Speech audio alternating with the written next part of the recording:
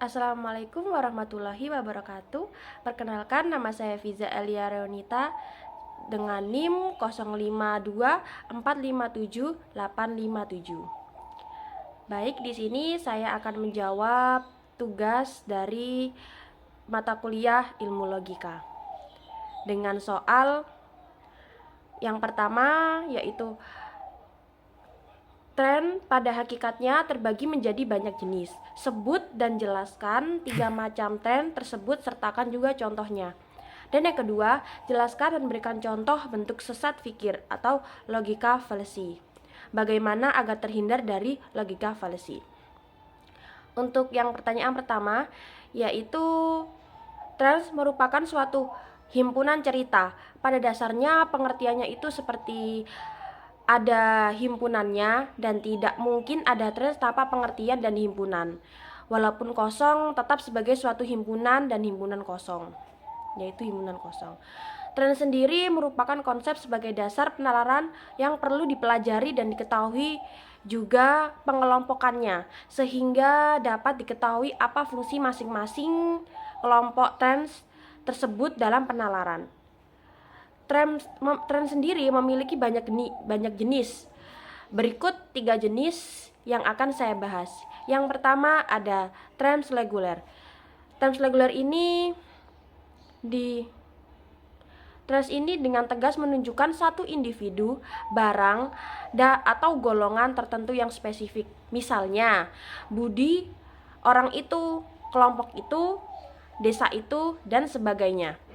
Yang kedua ada trans partikular. Trans ini menunjukkan hanya sebagian saja dari keseluruhan luasnya. Artinya trans jenis ini menunjukkan lebih dari satu atau tetap tidak semua bawahannya. Contohnya, beberapa pegawai, 4 orang siswa, dan banyak lagi. Yang ketiga ada trans universal. Trans ini menunjukkan seluruh lingkungan beserta bawahannya. Misal masing-masing atau terkecuali. Misalnya seperti semua orang, setiap warga, dan sebagainya. Yang kedua yaitu tentang sesat fikir. Sesat fikir juga bisa disebut dengan kekeliruan terhadap prinsip dasar penalaran. Ketika prinsip dasarnya salah, maka bisa jadi kesimpulannya juga salah.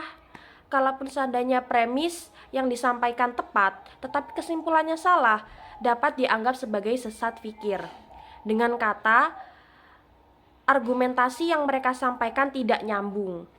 Menurut Irving M. Copy, sesat fikir dibedakan menjadi sesat fikir normal, sesat fikir formal, dan sesat fikir informal. Sesat fikir pertalian dan sesat fikir kemakna gandaan. Dalam kehidupan sehari-hari sendiri, tentunya cukup sering kita menemukan penggunaan sesat fikir, baik secara sadar maupun tidak, disengaja maupun tidak disengaja. Tujuannya sebenarnya cukup beragam. Di antaranya adalah propaganda, tiru muslihat, atau sarana mempengaruhi orang lain. Pembelajaran logika fallacy sangat diperlukan untuk kita, apalagi kita berniat untuk berbisnis atau melakukan investasi. Hal ini bertujuan agar kita tidak terhindar dari tipu muslihat dan penipuan yang dapat merugikan akibat tipu daya dan sesat fikir itu tadi. Menurut para ahli logika, sesat fikir umumnya dibedakan menjadi 3 jenis. Di antara yang lain, yang pertama yaitu sesat fikir formal. Sesat fikir ini merupakan kekeliruan penalaran terhadap bentuk atau sering disebut sesat fikir secara logika. Sesat fikir ini banyak ragamnya. Salah satunya mengiyakan suatu pilihan dalam suatu susunan pikir pengetahuan dan perangkuman. Contohnya, Panji biasanya pergi liburan ke pantai atau gunung. Dan ternyata kali ini dia liburan ke pantai, berarti ke gunung bukanlah liburan. Penyimpulan seperti perbincangan di atas ini meragukan. Sesat pikir yang seperti ini dilakukan orang sebab mikir dengan cara penetapan salah penetapan salah satu bagian kesimpulan mengingkari. Yang kedua, ada sesat pikir verbal. Sesat pikir verbal ini yaitu sebuah kekeliruan penalaran berdasarkan kata-kata, yakni bertalian dengan penggunaan yang salah atau kemakna gandaan dari suatu kata dan dikenal juga sebagai sesat pikir arti kata.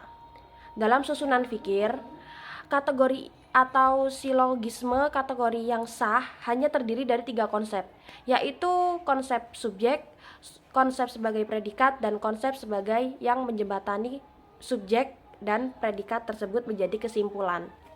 Contoh, kambing hitam adalah hewan. Lina dijadikan kambing hitam, maka Lina juga termasuk hewan. Kata kambing hitam berperan sebagai konsep tengah pada contoh di atas bermakna ganda, sehingga sesat pikir tersebut mengandung beberapa konsep, yakni kambing hitam sebagai hewan dan sebagai orang yang dikorbankan. Dan yang terakhir ada sesat pikir material. Sesat pikir material ini adalah sebuah kekeliruan penalaran berdasarkan isi, yaitu mencangkut kenyataan-kenyataan yang sengaja atau tidak disengaja disesatkan. Sesat pikir ini terjadi dalam suatu perbincangan induksi karena membuat umum sesuai hal berdasarkan hal-hal khusus atau contoh yang terlampau sedikit. Contoh, banyak di antaranya berpenampilan tertutup dan terlihat lebih Islam itu sebagai teroris. Kemudian menyimpulkannya, orang Islam yang terlihat Islam dan tertutup adalah teroris. Perumusan yang luas dari bahan yang ada jauh melampaui lingkup bahan pembuktiannya. Penyimpulan yang tergesa-gesa termasuk ke dalam sesat fikir. Setelah mempelajari pembahasan di atas, kita tahu seberapa pentingnya ilmu ini untuk diterapkan dalam kehidupan sehari-hari. Argumen yang kita sampaikan tentu memiliki landasan logis yang kuat, karena kesalahan logika akan menyebabkan orang lain tersesat. Maka memiliki pemikiran yang logis dan terhindar dari logical fallacy adalah keterampilan yang harus dikuasai. Berikut ini adalah beberapa cara agar terhindar dari logika fallacy. Yang pertama ada mempelajari jenis-jenis logika fallacy agar bisa terhindar dari tipu muslihat orang lain. Kedua, membuat poin-poin yang akan dikatakan sebelum menyampaikan argumen, seperti berpikir terlebih dahulu sebelum kita berucap. Yang ketiga, melakukan cross-check atau memastikan kembali kepada orang lain terkait kebenarannya. Logika fallacy berbahaya bagi kita, karena bisa saja kita terjebak atau bahkan tersesat orang lain hingga membuat keputusan yang salah. Maka dari itu, kondisi kesalahan berlogika juga berbahaya jika terjebak dalam hoax atau kecacatan berlogika. Maka dari itu, selain mempelajari tentang logika fallacy, kita juga harus lebih waspada terhadap kondisi sesat pikir agar tidak terjerumus pada tipu muslihat orang lain. Berikut jawaban dari saya. Bila ada salah kata, saya mohon maaf yang sebesar-besarnya. Wassalamualaikum warahmatullahi wabarakatuh.